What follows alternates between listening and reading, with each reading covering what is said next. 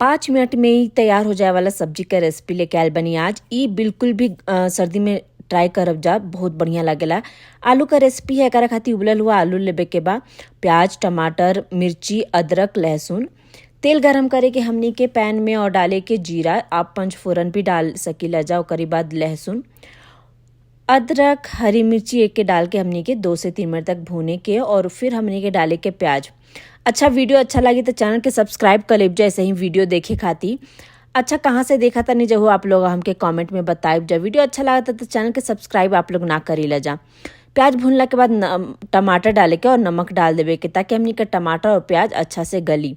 साथ में डाले के मसाला, जब थोड़ा सा टमाटर भून लेबे के 1-2 मिनट बाद, ओकर बाद मसाला, हल्दी, धनिया पाउडर और आप भी जो सब्जी मसाला यूज़ करेला जाओ सब्जी मसाला। बहुत ही बेसिक मसाला बा, आपका घर में जो मसाला आप यूज करेला सब्जी बनाए में वह यूज़ करब।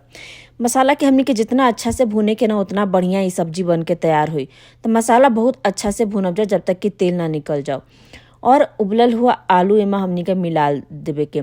ई हम बनाओ तनी बनारसी आलू, एके बना के देखब जब पराठा के साथ गर्मा गर्म सर्दी में छत पर बैठ के खाए में जो मजा आई ना, आप विश्वास करी जा, बहुत ही बढ़िया लागेला ये रेसिपी। और 5 से 10 मिनट के अंदर ही रेसिपी बन के तैयार हो जाला।